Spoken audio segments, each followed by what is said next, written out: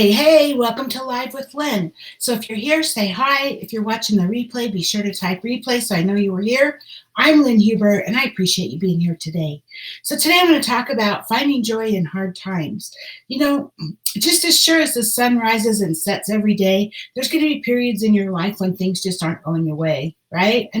But we all know life is basically a constant fluctuation of emotional highs and lows, right? Ooh, it's just like this, a roller coaster. And while most of our time is spent fairly even, and we're like a mundane state of emotional normalcy, right? It's broken up by peaks of the best times, and then we have the valleys when nothing is going right. It's just normal. It's just the way it is.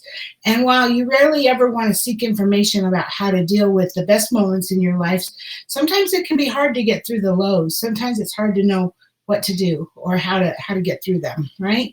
So I don't have to tell you that we're in very troubled times right now. You already know this. The pandemic has taken over the whole world, and people are being affected in many profound and very real ways. You're probably stuck at home like me, or maybe you're working in an essential job, and that's pretty scary too. So everything that surrounds us in getting through this pandemic is based on suffering and pain. And that's just the nature of the beast. And we're dealing with death and isolation and fear and facing the unknown and grief. And, all of this stuff can strip us of our joy, and it actually can help lead to depression. I had a customer that just passed away from this dreaded virus, and it made it really very real for me right now. She's my age, and she was a very special person, and it was so sad, and I just feel for her family. But, sorry, while you can control what happens outside your door, while you can't control what happens outside your door, you can control yourself. You can control your feelings, your mind, right? And there's things that you can do to maintain that positive and even joyful mindset. So let's talk about, I have 3 ideas for doing that. So surround yourself with the right people. You've probably heard that we're the sum total of the 5 people we surround ourselves with most often, right? You've heard that. How much money we make is going to be equal to the sum total or the average of the 5 people that we hang out with the most. Our personal development is going to be the average of the 5 people we hang out. That's just what it is. Right? And so making sure you get the right people around you, especially when you're going through difficult times, is critical for you to help hold on to your joy. And many times when life is really beating us up, we retreat into solitude of our home, wanting to throw the covers over our heads and just be left alone with our thoughts. I get it. I do the same thing. Right? So make no mistake, sometimes periods of solitude are healthy and necessary. Sometimes you need to be alone.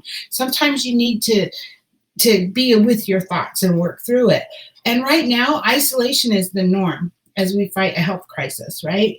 But when you find yourself in a really low spot and you're robbed of joy, it's really important to connect with those that make you happy, and although it might seem obvious too, is you want to avoid the people that don't make you happy, right? And that could be a real battle sometimes, maybe because maybe you live with them or whatever.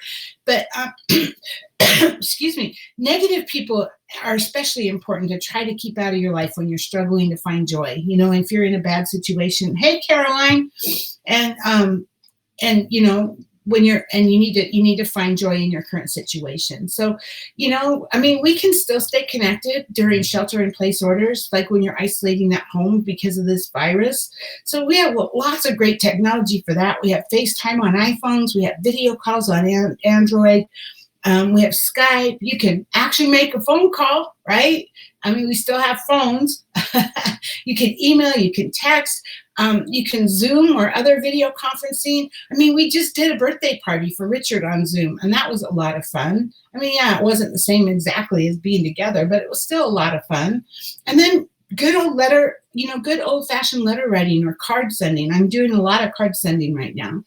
Another thing that helps is to remember that nothing is permanent. So this too shall pass, right? Nothing in life is permanent. Fortunately, nothing in life is permanent. And so let's state that again. This will pass. So keeping that in mind when things seem hard can be really helpful. And whatever you're going through, no matter how bad it might be, it will pass. In fact, most of the difficult times that you've experienced in your life have ended without you having to do any extra effort on your part, right? If you think back, you'll find out, yeah, you got through the bad times. Maybe you didn't even have to do anything. You just got through it, right? But it's so easy to get into the mentality that we have to put forth an immense amount of effort in order to make something bad go away. And that might be the case sometimes, but most of the time, it's just time. Most of the time, time is the only remedy for tough situations. You just got to write it out. You just got to get through it. And so if you want to maximize your joy during those difficult times, remember that the situation that you're in right now and the way things are right now are only the way they are right now. It will pass. It's going to pass. The next one, base your happiness on yourself. Hi, Anitra. Good to see you. Okay, so we know life is divided into highs and lows, and the fact that nothing will last forever. It's important to remember another thing during the best and the worst times is that if you want to have joy on a consistent basis, your joy absolutely cannot be dictated by your circumstances. It can't be because circumstances, that leaves you on a roller coaster, and your joy comes from up here, right? Or in your heart. It comes from you. Right? And if you let every good thing that happens to you leave you soaring on cloud nine, and every negative thing that happens to you sends you crashing to the earth, you're going to go through life in a state of emotional exhaustion. You know, that's really common in my Avon business. And I assume for anybody in sales, it's like a roller coaster. You know, you make a lot of sales, you're doing great, you're on cloud nine, you know, and everything is going fantastic and you're way up here, and then you don't get that promotion you wanted. Boom, you crash again. And I think you can't have your joy depend on circumstances like that, right? Because you want to be stable and consistent and sustainable joy. That's what you want to have. That can only be created and found within yourself. So life is far less about what happens to you than how you react to it. You are in charge of how you feel. So don't fall into the routine of letting happiness get to your head and failure get to your heart. It doesn't work that way. It needs to be you controlling it. Don't let the outside circumstances do it. Makes all the difference. So, hey, now I'd love to hear from you. What are you seeing right now, even in the situation that you're in that's bringing you joy? How are you doing with this shelter-in-place situation? Please share your thoughts in the comments below. I would love to hear them. I'd love to hear your stories. Thanks for being here with me today. Thanks, Caroline and Anitra, for being live, and anybody else who was live today that maybe didn't say anything. And thank you to everyone who's watching the replay. I appreciate you, and I will see you tomorrow. Bye-bye.